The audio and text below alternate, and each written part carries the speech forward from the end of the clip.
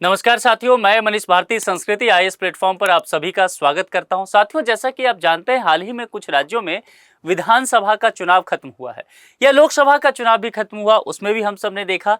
और निष्कर्ष क्या निकला कि जो भी पार्टी जीती हो हारी हो, बातें वो अलग है, लेकिन एक जो दोषी हमेशा रहा, जिस पर उंगली हमेशा ही उठता रहा, वह ईवीएम रहा।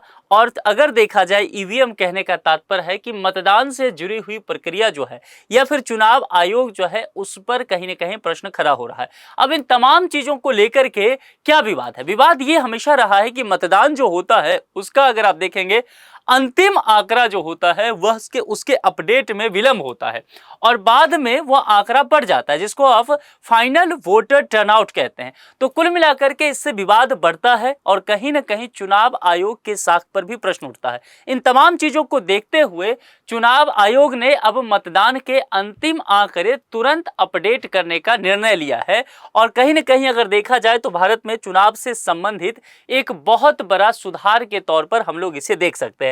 अब क्या क्या चीजें इसमें कहा गया है, इसको विस्तार से समझते हैं। चुनाव के दौरान मतदान के अंतिम आंकड़ों के आने में देरी पर उठ रहे सवालों को देखते हुए चुनाव आयोग ने मतदान के आंकड़ों को जुटाने की व्यवस्था में बड़ा बदलाव कर दिया है, जिसमें प्रत्येक निर्वाचन क्षेत्र के मतदान प्रतिशत के अंतिम आंकड़े अब चुनाव खत्म होने के तुरंत बाद ही मिल जाया करेंगे। ये कैसे मिलेगा, इस तरह के चीजों को कैसे प्रोसेस में किया जाएगा, इसको लेकर के आयोग ने जो व्यवस्था बनाई है उसमें चुनाव खत्म होने के बाद जो भी पीठासीन अधिकारी वहां पर होंगे, अपने मतदान केंद्र पर पड़े मतदान के अंतिम आंकड़ों को चुनाव आयोग के ऐप पर तुरंत ही अपडेट कर दिया करेंगे।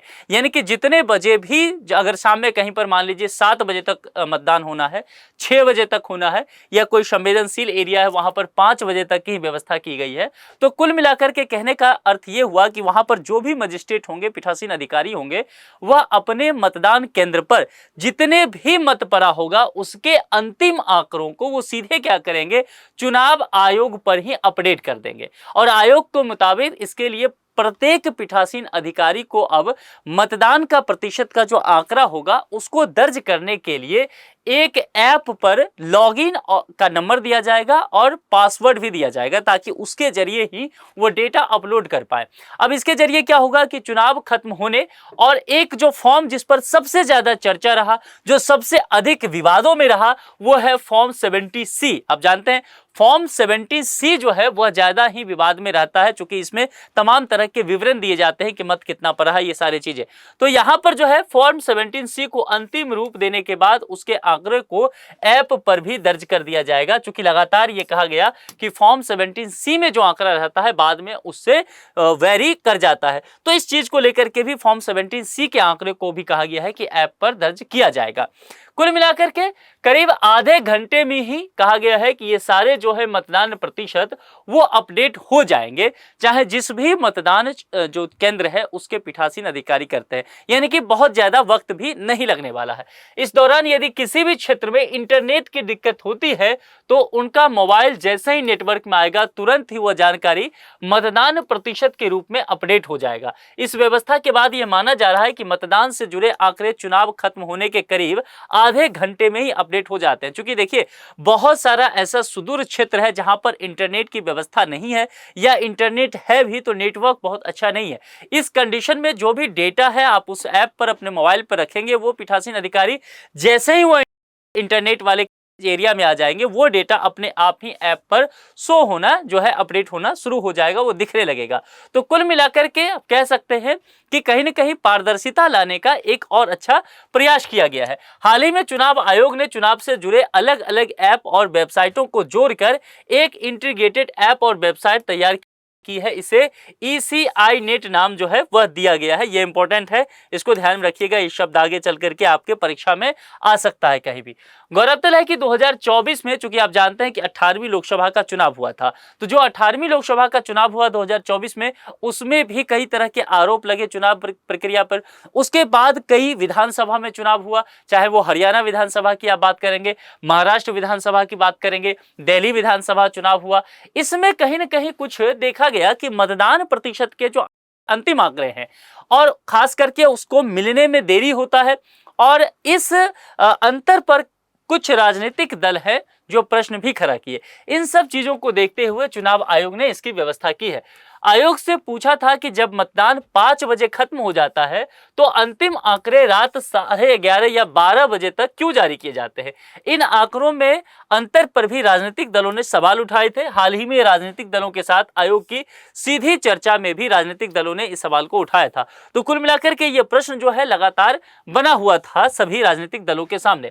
अभी तक मतदान प्रतिशत जुटाने की क्या व्यवस्था है उसको समझिए। अभी मतदान के आंकड़ों को जुटाने की जो व्यवस्था है वह मोबाइल फोन पर रिटर्निंग ऑफिसर की ओर से सभी पीठासीन अधिकारियों से पूछकर अपडेट की जाती है। यानी कि रिटर्निंग ऑफिसर की ओर से यह किया जाता है और जितने भी पीठासीन अधिकारी हैं वो पहले उनको जानकारी देंगे, मोबाइल फोन के जरिए किया जाएगा।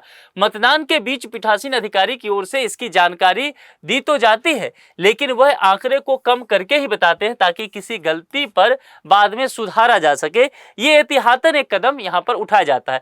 फॉर्म 17C की जो बात किया मैंने वह यहां पर है, जो बराबर चर्चा में आता है कि यहां पर आंकड़ों में कहीं न कहीं जो है वह अंतर देखा जाता है। इस दौरान मतदान के दिन सुबह 11 बजे, दोपहर 1 बजे, 3 बजे और 5 बजे फोन के जरिए जुटाकर मतदान की यह जानकारी आम लोगों तक पहुंचाने के लिए फोन पर ही कंट्रोल रूम से दर्ज करा दी जाती है, जिसे बाद में ऐप पर दर्ज कर दिया जाता है।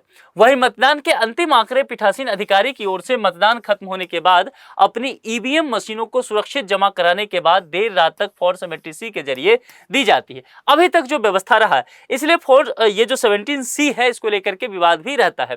ऐसे में इसे अपडेट करने में मतदान खत्म होने के बाद 4 से 5 घंटे का समय निश्चित तौर पर हमेशा ही लग जाता है। मतदान का अंतिम आंकड़े की जानकारी जो है 17C के जरिए ही फिर यहां पर जुटाया जा सकता है।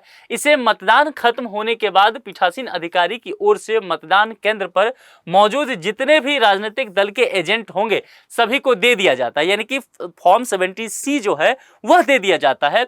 लेकिन वही बातें है कि कहा जाता है कि इसमें आगे चल करके अगर डेटा अपडेट होता है तो ये कहीं न कहीं वेरी होता है। तो कुल मिलाकर के एक भारत जो इतना बड़ा लोकतंत्र है, पुराना लोकतंत्र है ना, और उसके साख पर अगर प्रश्न उठता है तो निश्चित तौर पर वो अच्छा नहीं होगा। चाहे वो कोई भी राजनीतिक दल हो, अगर किसी भी तरह की समस्या है तो चुनाव आयोग को चाहिए कि उस समस्या का त्वरित समाधान करे। तो कुल मिलाकर के चुनाव आयोग ने अब यह व्यवस्था किया है। माना जा रहा है कि इसके बाद यदि आधे घंटे में ही ये चीजें अपडेट हो जाता है आंकड़ा, तो निश्चित तौर पर अब राजनीतिक दलों को इससे किसी तरह की समस्या नहीं होनी चाहिए। वैसे आप लोग इस पर क्या सोचते हैं, अपने विचार कमेंट बॉक्स में लिख करके हमें जरूर बताएं। आज के लिए इतना ही। जुड़ने के लिए आप सभी का बहुत बहुत शुक्रिया। Thank you so much.